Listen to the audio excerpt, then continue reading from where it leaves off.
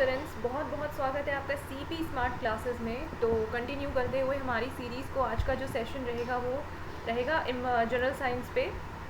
तो इसके अलावा मैं आपको बता दूं, मेरी जो क्लासेस है वो ऐप पे भी आप देख सकते हैं, जिसमें इन्वायरमेंट की क्लासेस मैं लेने जा रही हूँ आज से। तो उसके लिए जो आपको मैं नंबर वगैरह बताती हूँ, उस पर कॉन्टैक्ट करके आप उसका सब्सक्रिप्शन वगैरह ले सकते हैं। उस पर कुछ सर ने डिस्काउंट भी दे रखा है आज के लिए।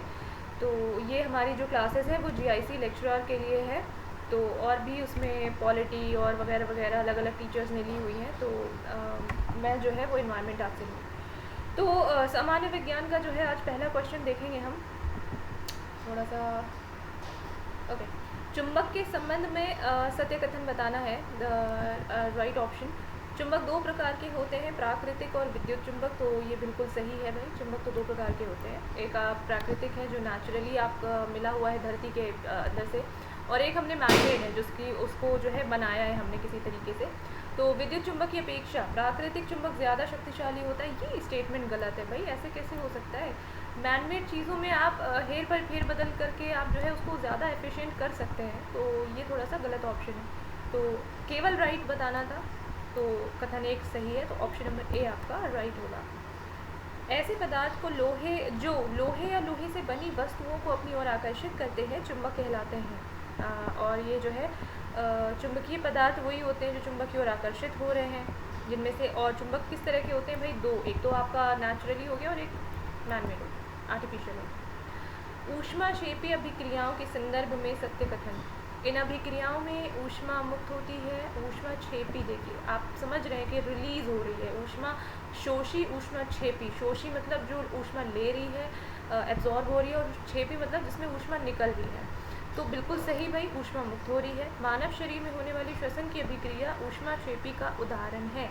तो हाँ, आप श्वसन करते हैं, आपने पहले इनहेल किया, देन आपके अंदर की जो पूरे प्रोसेस होने के बाद जो एक्सहेल कर रहे हैं वो आप उसमें ऊष्मा बाहर निकाल रहे हैं। ठीक है, तो this is also right option.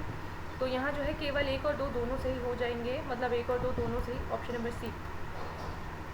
ठीक है। कैथोड किरणों के संदर्भ में विचार करिए। ये किरणें इलेक्ट्रॉनों से बनी होती हैं। फिजिक्स पढ़ने वाले बताएं इसको। बिल्कुल सही है भाई, इलेक्ट्रॉनों से ही बनी होती हैं। और ये ऋण आवेशित किरणें हैं, लेकिन यांत्रिक प्रभाव उत्पन्न करने में सक्षम नहीं होती। एक बात बताइए, जब वो आवेशित हैं तो फिर यांत्रिक प्रभाव क्यों नहीं उत्पन्न करेंगी? तो ये आपका जो है वो रॉन्ग हो गया। तो उस हिसाब से आपका ऑप्शन होना चाहिए कथन एक सही है। ठीक है। और जो एनोड होती है वो धनात्मक होती है।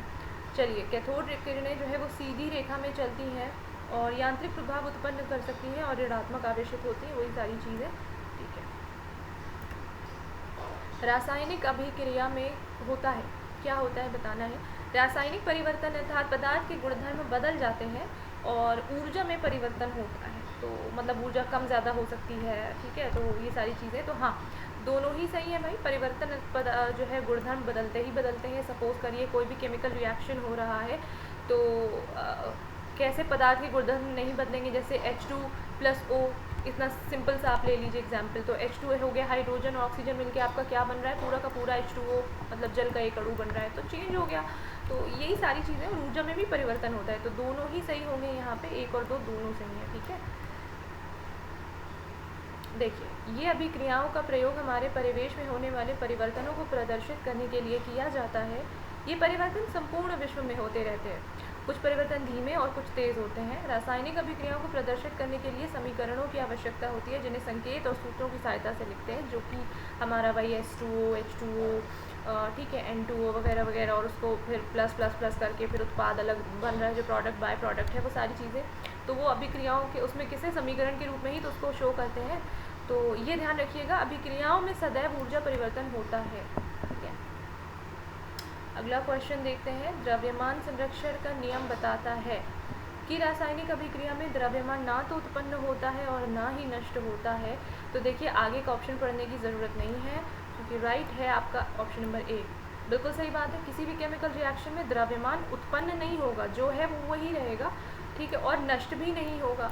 तो ये जो है वो बिल्कुल सही ऑप्शन है आपका। तो आगे आप ऑप्शन चाहें तो पढ़ सकते हैं, बट अगर आपको किसी चीज़ पे आप श्योर हैं कि नहीं ये ऑप्शन 100% मेरा पढ़ा हुआ है, तो मेरे हिसाब से टाइम सेविंग के लिए आप बाकी के ऑप्शन को स्किप कर सकते हैं। लेकिन हमेशा ये रूल फॉलो नहीं करना चाहिए। ये सिर्फ उन्हीं के लिए है जो लोग बहुत ज़्यादा अपनी पढ़ाई को लेकर श्योर है।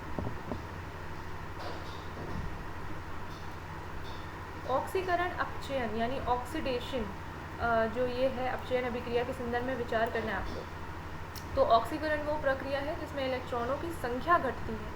इसके विपरीत अपचयन में इलेक्ट्रॉनों की संख्या में वृद्धि होती है, यानी कि दोनों प्रोसेस जो है वो एक दूसरे के अपोजिट है। एक में इलेक्ट्रॉन जा रहे हैं, एक में आ रहे हैं। ऑक्सीकरण अपचयन की क्रियाएं हमेशा साथ साथ होती हैं। तो पहला ऑप्शन भी बिल्कुल सही है, ठीक है। ऑक्सीकरण में कम होती है इलेक्ट्रॉन्स और अपचयन में जो है वो बढ़ते हैं। और अपचयन और ऑक्सीकरण दोनों एक तत्व में साथ साथ होंगे, ध्यान रखिएगा, ठीक है। केवल एक और दो दोनों सही होंगे इसमें। देखते हैं क्या है इसमें। इलेक्ट्रॉनों की संख्या घटती है यदि एक परमाणु आयन अथवा अणु इलेक्ट्रॉन खोता है, तो दूसरा परमाणु आयन और अणु इलेक्ट्रॉन जो है लेकर अपचयित हो जाता है। यानी कि एक परमाणु से जैसे ही इलेक्ट्रॉन जाएगा दूसरे परमाणु में वैसे ही एक इलेक्ट्रॉन आ जाएगा। अतः यदि एक तत्व का ऑक्सीकरण हो रहा है तो उसी के साथ दूसरे का अपचयन भी हो रहा है। ये दोनों प्रक्रियाएं हमेशा साथ साथ चलती हैं, इसीलिए इनको अपचयापचय क्रियाएं भी कहते हैं। ध्यान रखिएगा, अगर इसकी कभी डेफिनेशन पूछ जाए कि अपचयापचय क्रिया से आप क्या समझते हैं, तो एक साथ मतलब दो परमाणु में इलेक्ट्रॉन का आना जाना और दोनों प्रक्रियाओं का साथ चलना इज कॉल्ड अपचयापचय अभिक्रिया। विद्युत बल्ब के तंतु के संदर्भ में सत्य कथन है, जो आप देखते होंगे एक फिलामेंट होता है अंदर, आपको दिखता होगा जलता हुआ। क्या होता है, टंगस्टन का बना होता है। तो भाई ये हम लोग 6th 7th 8th की एनसीईआरटी में बचपन से पढ़ते आ रहे हैं ना। टंगस्टन का बना होता है, इसका गलनांक बहुत ज़्यादा होता है। तो गलनांक इसका बहुत ज़्यादा होता है, ये भी बिल्कुल सही है, ठीक है। अगर गलनांक ज़्यादा नहीं होगा तो आप सोच के देखिए, इतना जो हाई पावर पे वो हीट करने लगता है, वो गल के तंतु उसका ख़त्म हो जाएगा और आपका बल्ब फूट जाएगा, ठीक है। तो गलनांक लगभग 33 और 70 डिग्री सेल्सियस के बराबर होता है। तो दोनों ही कथन आपके सही होंगे। चलिए भाई, इसके तंतु का गलनांक 33-70 डिग्री सेंटीग्रेड होता है, इसीलिए ये पिघलता नहीं है, मेन मुद्दा। निम्न कथनों पर विचार कर लीजिए। किसी चालक में धारा प्रवाहित करने पर चालक के चारों ओर चुंबकीय क्षेत्र उत्पन्न हो जाता है। बिल्कुल सही, एक मैग्नेटिक फील्ड होता है हमेशा। देखिए, आप कभी जब आप समझ लीजिए एक आपका सर्किट है, बोर्ड लगा है आपके कमरे में, आप उसको छूते हैं, उसमें धारा प्रवाहित हो रही है, तो उसमें क्योंकि करंट है, धारा है, तो उसमें हमेशा मैग्नेटिक फील्ड होगा। क्यों, आप जो है करंट लगते ही आप चिपकने लग जाते हैं, आपकी उंगली ऐसा लगता है कि अंदर को खींच रही है बोर्ड की तरफ, तो क्योंकि वो मैग्नेटिक फील्ड होता है उसमें, इसलिए ऐसा हो जाता है। तो दूसरा ऑप्शन जो है वो चुंबकीय क्षेत्र का परिमाण प्रवाहित होने वाली धारा के परिमाण के अनुक्रमानुपाती होता है। बिल्कुल सही, उसका जो परिमाण होगा वो उसके जस्ट अपोजिट होगा जितने की उसमें धारा प्रवाहित हो रही है, राइट। तो दोनों कथन यहाँ पे सही होंगे आपके, एक और दो दोनों सही। काफ़ी सारी चीज़ें आपको समझ में आ गई होंगी। किसी भी चालक में अगर विद्युत धारा दी जाती है तो उसमें मैग्नेटिक फील्ड आएगा ही आएगा। फ्यूज़ के संदर्भ में सत्य क्या है, बताइए। ये टांका नामक मिश्र धातु की बनी होती है। फ्यूज़, जो घरों में आपके फ्यूज़ लगा होता है कि वोल्टेज जब ज़्यादा आ जाए तो आपके बाकी जो सर्किट है वो ना फूके, इसलिए फ्यूज़ लगाया जाता है, आपने देखा होगा। तो हाँ जी, टांका नामक मिश्र धातु होती है, उससे बनती है। प्रतिरोध उच्च होता है लेकिन गलनांक कम होता है। बिल्कुल सही, इसी फॉर्मूले पे ये काम करता है, क्योंकि जब इसका जो कहते हैं ना प्रतिरोध जो है आपका, वो जब ज़्यादा हाई होगा, मतलब वो उसको रोकने की कोशिश करेगा ज़्यादा तेज़ आने से, ज़्यादा वोल्टेज आने से। और गलनांक कम होगा कि अगर ऐसा कुछ होता है, ज़्यादा पावर से आती है इलेक्ट्रिसिटी, आपकी वोल्टेज बहुत ज़्यादा हाई उससे आता है, तो गलनांक कम होने की वजह से वो वहीं पे पिघल के बाकी के सर्किट को जलने से बचा देगा और खुद फ्यूज़ हो जाएगा। तो ये पूरा फ्यूज़ का कंसेप्ट होता है। तो यहाँ दोनों ही सही होंगे भाई, सी ऑप्शन। विद्युत उपकरणों को खराब होने से बचाने के लिए प्रत्येक विद्युत परिपथ में छोटे और कम गलनांक वाले मिश्र धातु के तार के टुकड़े प्रयोग किए जाते हैं, जिन्हें फ्यूज़ कहते हैं, और ये मिश्र धातु टांका होती है, ठीक है। दंड चुंबक के संदर्भ में विचार करें। दंड चुंबक को जब स्वतंत्रता पूर्वक लटकाया जाता है तो ये हमेशा उत्तर दक्षिण दिशा में स्थिर हो जाता है। बिल्कुल सही है। थोड़ा सा ज्योग्राफी भी यहाँ पे लगा के देखिए, क्योंकि हमारा जो मैग्नेटिक फील्ड है वो उसी तरफ इशारा करता है, नॉर्थ पोल की तरफ, ठीक है। उत्तर दक्षिण नॉर्थ साउथ दिशा में ऐसे करके स्थिर हो जाता है। तो क्यों, क्योंकि नॉर्थ पोल में ही आपको पता है कि वहाँ पे मैग्नेटिक फील्ड वहीं पे जो है क्या हो रहा है, पाया जाता है, जिसकी वजह से सारी चीज़ें उधर को घूम जाती हैं। तो कैसे हो जाएगा, सपोज़ करिए ये नॉर्थ है और ये साउथ है, तो ये दंड चुंबक आपका ऐसे ऐसे हो जाएगा, ना कि ऐसे ऐसे, ठीक है। ये उसके जो है परपेंडिकुलर होगा।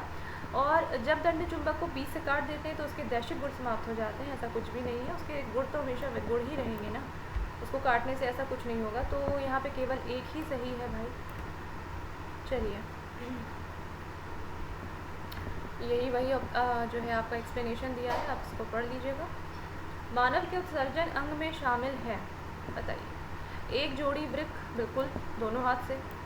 मूत्राशय, ये भी बिल्कुल सही है। मूत्रवाहिनी, ये भी बिल्कुल सही है। एक जोड़ी वृषण, तो टेस्टेरोन जो है इसको बोलते हैं, नहीं, वृषण जो है उत्सर्जन अंग में शामिल नहीं है, ठीक है। ये जो है आपका दूसरे टाइप की ग्रंथि है, ये आप कह सकते हैं इसको। इसमें तो जो हमारा एक्सक्रीटरी ऑर्गन्स है वो यही तीनों हैं। तो ऑप्शन देखेंगे हम 1 2 3 वाला, 1 2 3, ऑप्शन नंबर सी, 1 2 3 सही है। प्रोटोजोआ के संदर्भ में विचार करें। प्रोटोजोअन्स जो होते हैं छोटे छोटे वो कीट, जिनको आप अलग नाकों से नहीं देख सकते, एक कोशिकीय होते हैं, ठीक है। तो ये यूकैरियोटिक होते हैं और एक कोशिकीय होते हैं, बिल्कुल सही, अभी भी मैंने बताया भी आपको। और अमीबा, पैरामीशियम, यूग्लिना प्रोटोजोआ के अंतर्गत आते हैं, जी हाँ, बिल्कुल सही। जब हम लोग 9th 10th में अपनी बायोलॉजी पढ़ते हैं तो पहला ही चैप्टर शायद प्रोकैरियोट्स और यूकैरियोट्स के बारे में है ना। तो बिल्कुल सही है, केवल मतलब सॉरी 1 और 2 दोनों सही हैं ऑप्शन। स्कर्वी रोग क्या होता है भाई, बताइए। बहुत पढ़ा है साइंस में। मसूड़ों में सूजन होती है और विटामिन सी की कमी से होता है। तो बेसिकली देखिए, हाँ, स्कर्वी जो है स्किन रिलेटेड प्रॉब्लम होती है जो कि विटामिन सी की डिफिशिएंसी से होती है, और इसमें मसूड़ों पे भी आप इफेक्ट देख पाते हैं स्कर्वी रोग से। तो जो लोग विटामिन सी से बिल्कुल दूरी रखते हैं, खट्टी चीज़ों से और इस तरह की चीज़ों से, तो उनमें अक्सर ये प्रॉब्लम दिखाई देती है। दोनों ही सही है यहाँ पे, 1 और 2 दोनों सही है। ये है जो हमारे ऐप पे कोर्सेज चल रहे हैं, इनके बारे में आपको मैं रोज़ बताती हूँ। अपनी पढ़ाई को और बूस्टअप करना चाहते हैं तो डेली क्विज़ वाले आप इसमें भी इनरोल कर सकते हैं हमारे ऐप को डाउनलोड करके। इसके अलावा आप जो भी अपकमिंग एग्ज़ाम की तैयारी कर रहे हैं उसमें सारे कोर्स लगभग चल रहे हैं। आप जो है इसमें इस नंबर पे दिए गए नंबर पे आप कॉल भी करके पूछ सकते हैं और भी क्वेरीज वगैरह अपनी। तो निम्न कथनों पर विचार कर लीजिए। कार्बोहाइड्रेट हमारे शरीर में ग्लूकोज के रूप में अवशोषित होता है। प्रोटीन हमारे शरीर में अमीनो अम्ल के रूप में अवशोषित होता है। वसा हमारे शरीर में वसीय अम्ल और ग्लिसरॉल के रूप में अवशोषित होती है। उपर्युक्त सभी सत्य कथन हैं बिल्कुल सही। जब हम कार्ब लेते हैं ना तो वो ग्लूकोज में बदलती जाती है, ठीक है, ग्लूकोज ग्लूकोज ग्लूकोज, और फिर वो ग्लूकोज हमारे जब हम जितना ज़्यादा काम करते हैं उतना ये ग्लूकोज हमारे लिए ऊर्जा जो है वो बनाता है, ठीक है। यही तो कहते नहीं, जब शरीर ज़्यादा थक जाता है, ठीक है, और आपके बॉडी में कार्ब कंटेंट कम होता है जो ग्लूकोज नहीं बना पाता, तो आपको ग्लूकोज या ग्लूकॉन डी वगैरह सजेस्ट किया जाता है कि पी लीजिए। तो वही होता है। और प्रोटीन हमारे शरीर में अमीनो एसिड, तो जाहिर है protein is related with amino acids, ठीक है। वसा, ग्लिसरॉल और वसीय अम्लों को जो हमारे स्किन के अंदर टिश्यू होते हैं, फैट टिश्यू, जो बहुत सारी जो है चीज़ों से हमें प्रोटेक्ट करते हैं। तो हाँ, बिल्कुल सही है। तो सारे कथन सत्य है, इसमें क्या गलत है, ठीक है।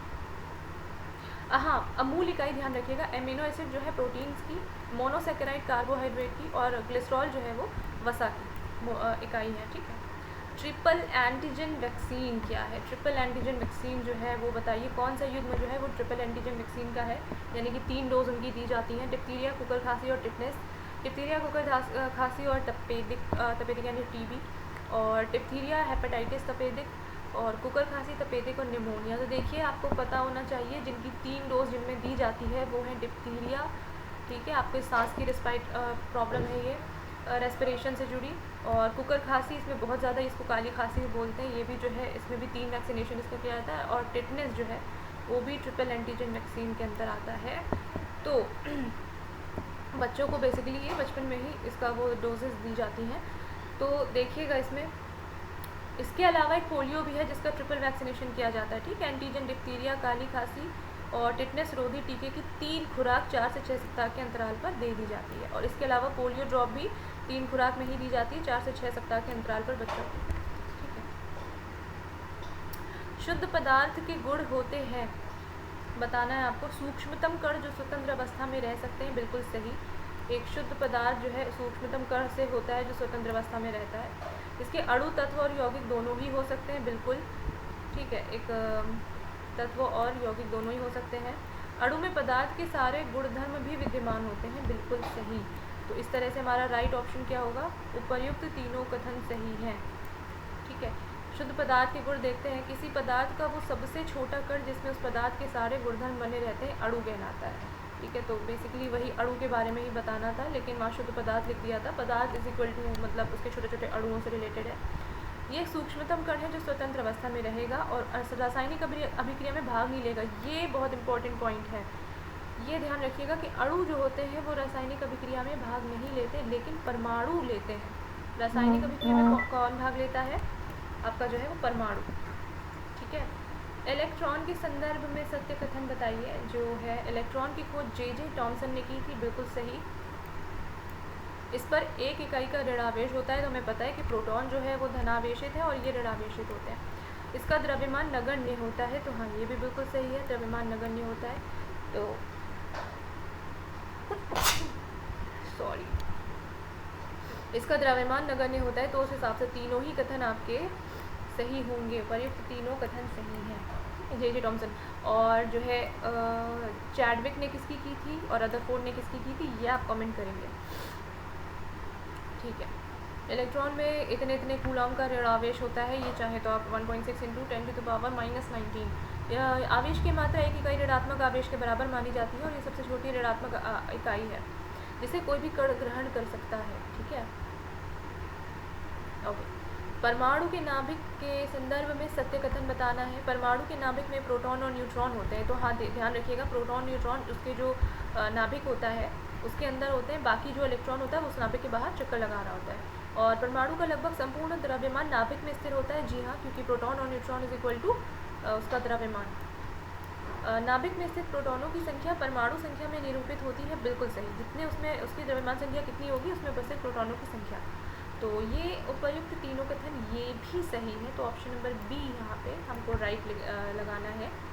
ठीक है, और ये है आपका जो है क्या हो गया, ये आपका जो एक्सप्लेनेशन है। नाभिक में विद्यमान प्रोटॉन नाभिक धनात्मक आवेशों की संख्या को दर्शाते हैं और इसी संख्या को तत्व का परमाणु क्रमांक कहते हैं। एड्स के संदर्भ में विचार करिए। चलिए, एड्स वायरस द्वारा उत्पन्न होता है, बिल्कुल। HIV जिसके वायरस का नाम है ना, ह्यूमन इम्यूनो वायरस नाम ही उसका है HIV। और इस रोग का पता सबसे पहले अमेरिकी डॉक्टर माइकल गोल्फर ने किया था, बिल्कुल सही है। यह रोग असुरक्षित यौन संबंध, रक्तदान, संक्रमित सुइयों इत्यादि के द्वारा फैलता है, ये भी बिल्कुल सही है। असल में इस पूरे बीमारी के बारे में इतना ज़्यादा हमको बचपन से पढ़ा दिया गया है कि इसमें गलत होने का सवाल नहीं है। तो जी हाँ, ये बिल्कुल सही सही सही, तीनों ही सही है, पर तीनों कथन सही है। ठीक है, एक्वायर्ड इम्यूनो डिफिशियंसी सिंड्रोम इसका पूरा नाम था और वायरस का नाम है ह्यूमन इम्यूनो वायरस। और इस तरह से जो है इसका असुरक्षित यौन संबंध, रक्त वाहन और संक्रमित सुइयाँ और इस तरह का प्रयोग आदि के द्वारा होता है। ठीक है, और इसकी खोज जो है किसने की थी? अमेरिकी डॉक्टर रॉबर्ट चार्ल्स गैलो। ठीक है, इन लोगों ने मिल के की थी। तो यहाँ पे जो है नाम इन्होंने सिर्फ माइकल गोल्फेव का दिया है, लेकिन यहाँ पे जो है ध्यान रखिएगा फ्रांसीसी डॉक्टर लुक मॉन्टेनियर और रैकोइस बॉर्सेनेसी, ये सारे के सारे जो है यहाँ पे उसके वो है क्या खोजकर्ता। ठीक है, प्रोटोजोआ जनित रोग है, तो जो प्रोटोजोआ से होने वाली बीमारी बताइए। अब जैसे जीवाणु से हो, विषाणु से और प्रोटोजोआ से, इसमें से क्वेश्चन मैंने आपको बताया है कि बार बार आते हैं। पेचिश, मलेरिया, निद्रा रोग और फाइलेरिया। तो देखिए, पेचिश का जो वो है मतलब जो वाहक है वो भी प्रोटोजोआ है। मलेरिया तो है ही, प्रोटोजोआ मच्छर जो एनाफिलीज होते हैं उनसे। और निद्रा रोग जो है, जो इंसोम्निया वगैरह हो जाता है, वो भी प्रोटोजोआ की वजह से होता है। फाइलेरिया, आप ध्यान रखिएगा, फाइलेरिया जिसको हाथी पाँव भी कहते हैं, ये जो है कृमि होता है, एक टाइप का कृमि होता है जिसकी वजह से होता है, ये प्रोटोजोआ नहीं होता। तो यहाँ कथन 1, 2, 3 ढूंढना है हमें। ये ऑप्शन नंबर बी, केवल कथन 1, 2 और 3 सही है। चलिए, प्रोटोजोआ से उत्पन्न होने वाले प्रमुख रोग पेचिश, मलेरिया, निद्रा रोग या सोने की बीमारी जो सीसी मक्खी से होती है। ठीक है, फाइलेरिया या हाथी पाँव निमेटोड द्वारा उत्पन्न होने वाला रोग है। निमेटोड क्या होता है? कृमि होता है। आपको फाइलेरिया देखा होगा, पैर जो है वो हाथी जैसा फूल जाता है, फाइलेरिया, तो वो होता है। हाँ, ये वाला चैप्टर ज़रूर देखिएगा क्योंकि ये हमेशा आना ही आना है और ये बिल्कुल तय है कि आपको बीमारियाँ और उनसे मतलब किससे होती हैं, ये ज़रूर मिलान करने वाले क्वेश्चन या कुछ भी बन जाते हैं। तो चलिए, आज साइंस के कुछ बहुत इंपॉर्टेंट क्वेश्चन से। अच्छा, किसी क्वेश्चन में अगर डाउट हुआ करे तो उसको पूछने में, बताने में हिचकिचाया मत करिए। गलती हो जाती है कभी कभी, लेकिन आप जो है उसको आपकी भी ये जिम्मेदारी बनती है कि आप अपनी पढ़ी हुई जो चीज़ें हैं, नॉलेज है, उसको ज़रूर वो करते रहें, चेक करते रहें और हमको बताते रहें। तो आज का ये सेशन बहुत बहुत देखने के लिए आपका बहुत बहुत शुक्रिया। तो हम लोग मिलेंगे कल वाले सेशन में, तब तक के लिए आप लोग पढ़ते रहिए। Thank you.